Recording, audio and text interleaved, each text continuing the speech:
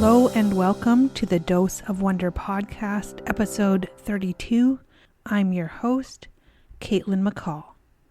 And my mission today is for us to kind of get a better grasp on the fact that grief, it's multifaceted and it can be exhausting, at least in my experience. Maybe you've experienced it differently. After all, everyone's grief journey is different, as I've said multiple times.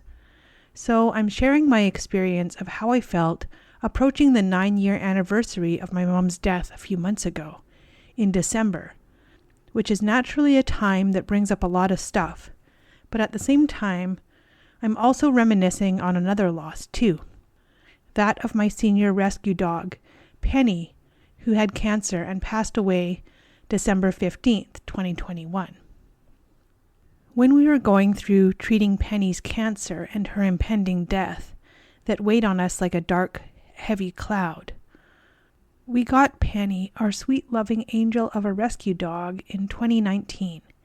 She was a street dog from Mexico that my husband stumbled across on Pet Finder. We just lost our 15-year-old border collie 4 months before, in the summer of 2019. And we had our eyes out to fill the gaping hole with another loving fur baby when he came across Penny, named Pretzel by the rescue, which we swiftly changed. The rescue brought her to Canada, and we adopted her right away. We knew she was a senior, but how old was a mystery.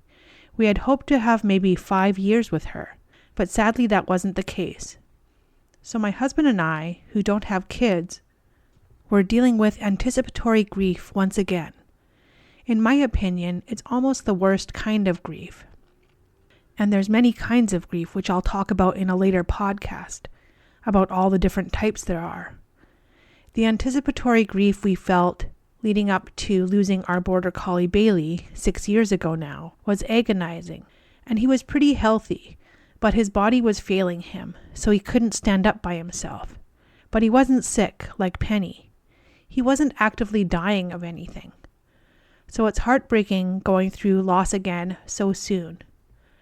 After Bailey died, my grief made my thyroid problem rear its ugly head again and go totally out of whack with symptoms I didn't even realize were my thyroid freaking out for the longest time.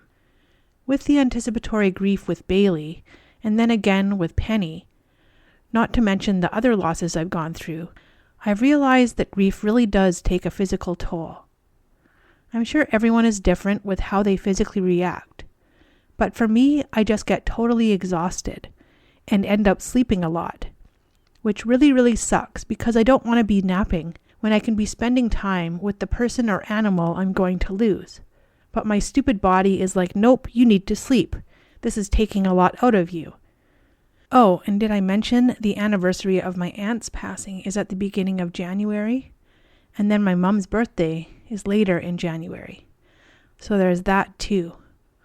All these little things, these little layers, like paper cuts of grief.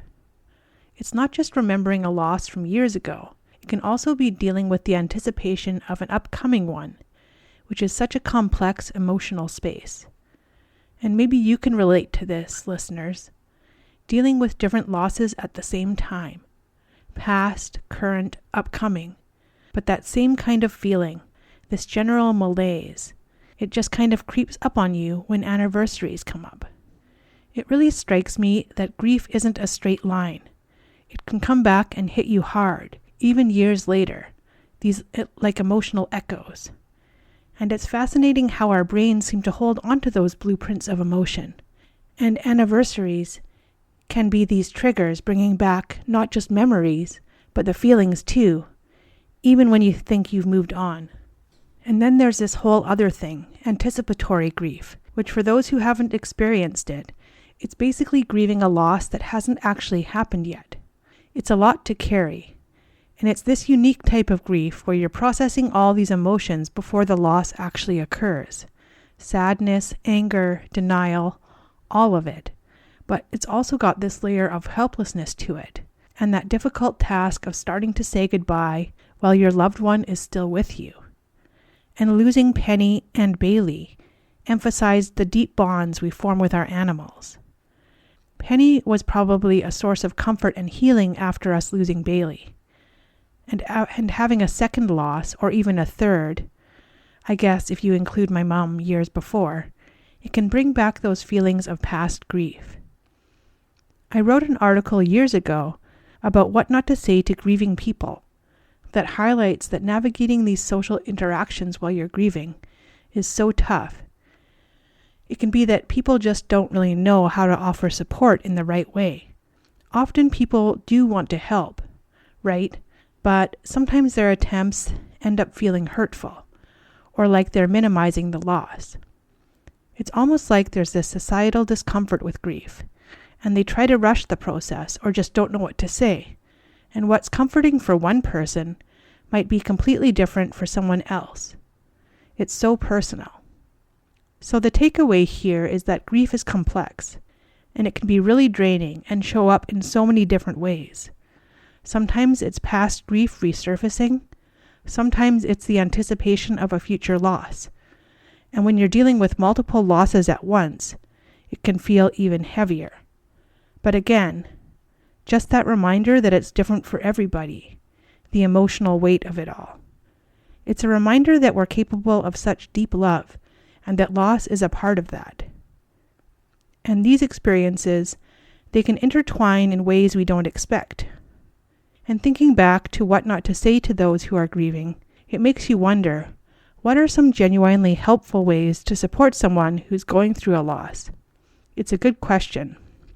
Like, what can we actually do or say that brings comfort without accidentally causing more pain?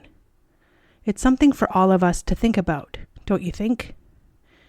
Anyways, here's to getting through this beast called grief as best we can, and enjoying the ups and weathering the downs, and remembering my mom and my aunt and my previous dogs, and just trying to be gentle with myself instead of beating myself up when I need to rest.